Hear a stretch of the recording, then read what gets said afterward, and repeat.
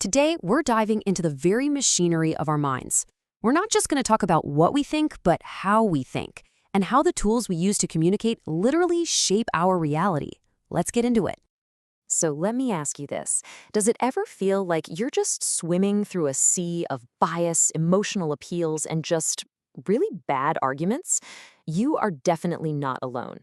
It feels harder than ever to find solid ground, right? But what if the problem isn't just the information we're getting, but the technology we're using to process it all? And that brings us to the central idea for today, and it's captured perfectly by the media theorist Marshall McLuhan. Our technologies of thought, everything from the spoken word to the smartphone in your pocket, they aren't just neutral channels, no way. They are actively molding our brains, our societies.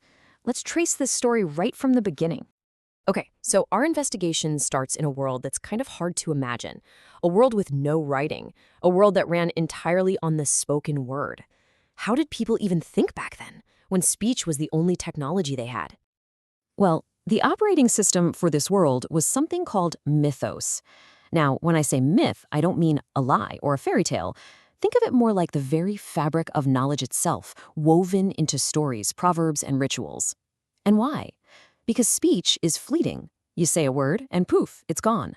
So to make knowledge stick, it had to be memorable, it had to be emotional, and it had to be shared.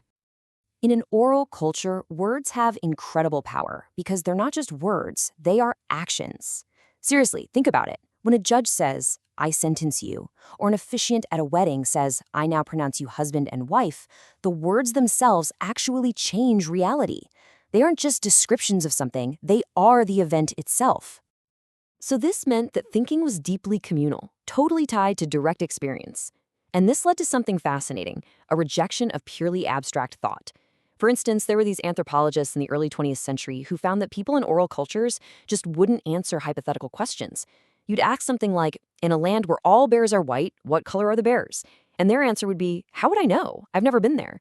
Thinking was completely grounded in the known experiential world. And then a technology came along that was so revolutionary, it completely rewired the human brain: writing. And this marks the great shift from the world of mythos to the world of logos. Logos, this is what we usually think of as thinking today. Logical, analytical, systematic. Writing made this possible because for the very first time, an idea could be separated from the person speaking it. It could be frozen on a page, looked at, organized, and debated across time and space. And this just lays out the divide perfectly. You see the communal, concrete world of storytelling giving way to individual, abstract analysis. The shared event becomes the solitary system. Writing literally created the private, interior space needed for the kind of deep, analytical thought that underpins all of modern science and philosophy. But, this new technology was not without its critics. In one of his famous dialogues, Plato has his teacher Socrates argue passionately against writing. He was afraid it would make our memories weak and let people seem wise without actually internalizing any knowledge. It's like they'd have the recipe, but they'd never actually cooked the meal. And here is the wonderful, delicious irony. Plato, the champion of abstract thought, had to use the very technology he was criticizing to preserve and spread his argument. See, even the critics get shaped by the tools they use. Okay, so this brings us all the way up to our current moment. We now live in a digital age, an era that one thinker called the age of secondary orality. So today's electronic media, the internet, social media, video, it just mashes everything together.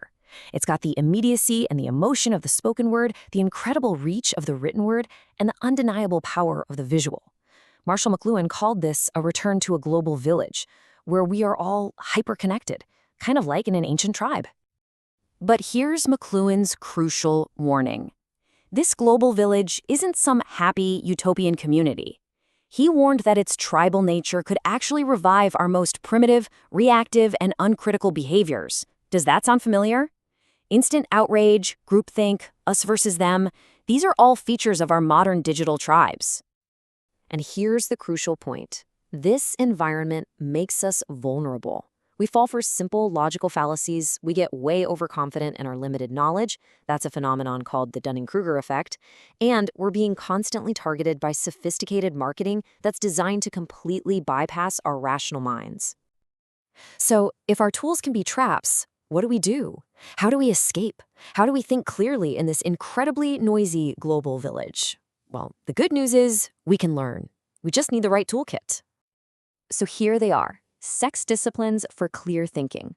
First, check your intentions. Are you actually trying to understand something, or are you just trying to win? Then you got to examine your own assumptions and be sure to define your terms. So many arguments just happen because people are talking past each other.